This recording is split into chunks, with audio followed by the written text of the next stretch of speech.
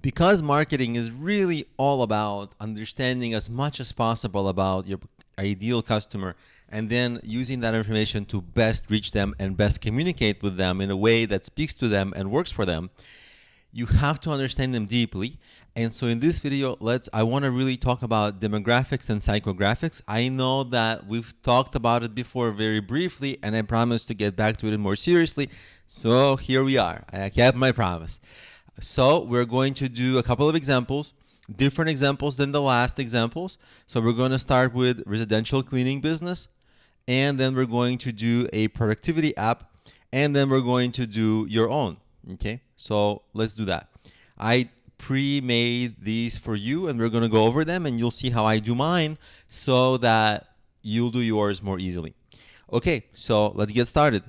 If it's a residential home cleaning business, okay, what do you know? They're very likely a homeowner. Of course, they could also rent, but you like a homeowner.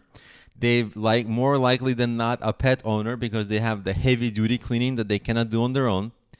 It could be a family because they maybe have a lot of people, or it could be a single person, maybe a single male, single female, who's just lazy.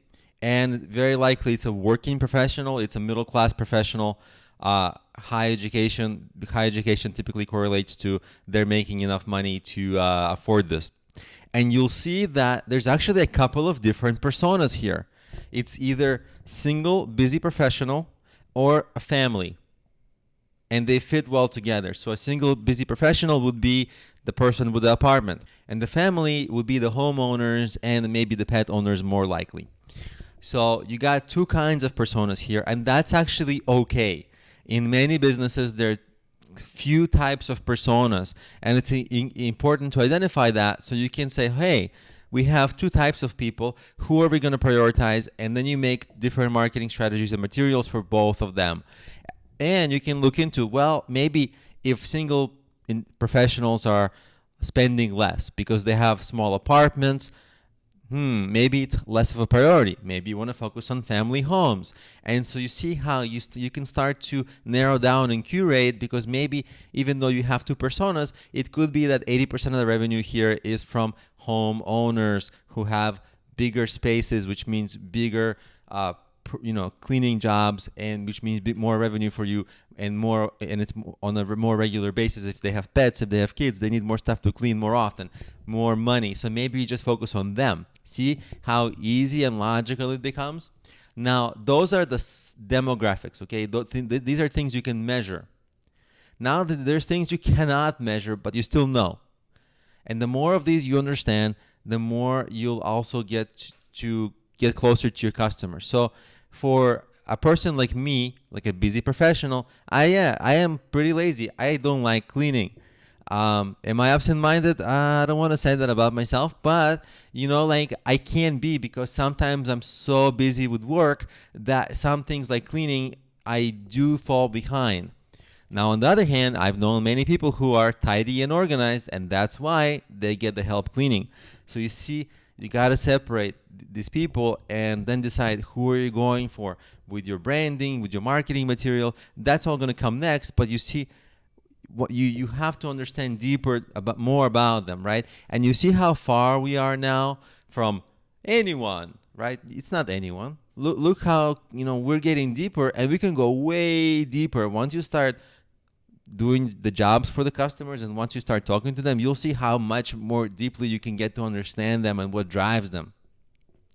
Now, then sometimes also here I have a bullet point. Maybe they have a thing happening. Maybe they have out of town visitors, or they're preparing for an event. So it could be something for that, which would give you a holiday special discount. Okay, you have an extra way to promote. So the more you understand them, the more you can promote. Now, a very different example, productivity app. So what do we know about apps?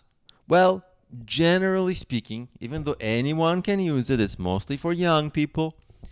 And it's often, for most apps, I'd say like under 30, but because productivity apps are like professional apps, I'd say under 40. Okay. And you kind of understand they're professionals, and because they're doing business on the, on the apps. They're not high spenders. It's not like they're buying software, because usually the spending on apps is, free or 99 cents or under $5. And we know that they're all over the world. Okay. These are things that we can more or less measure. Things we cannot measure is, they may be interested in personal development. They're probably busy, which is why they're doing stuff on their phone. They're probably intelligent because they're into productivity and they're into these kinds of topics, which does signal a certain amount of education or intelligence level, because people just don't roll out of bed and be like, I want to get a productivity app. It's usually, for most people to get it, it's usually from some professional need or something in their professional life pushes them towards it. And also because it's on the phone, we know that they're busy and they need things to be easy for them to do. Because they're on the phone, they're only typing with 2 thumbs, and we got to make it easy to use. So that's the productivity app.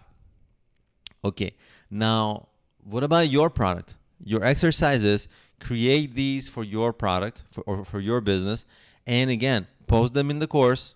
And if you post them in, don't write a novel, but just post a brief thing, I'll be able to give you feedback on it, and we're gonna try to maybe brainstorm, like, hey, is this good? Is this right? Is this not right? And then we'll see if you got your demographics or psychographics correctly, or if you have a little bit more work to do around it. And of course, if you think back on Steve Blank's customer development and even Eric Ries's Lean Startup, you get to talk to your customers, which helps you actually really understand your customers' demographics and psychographics.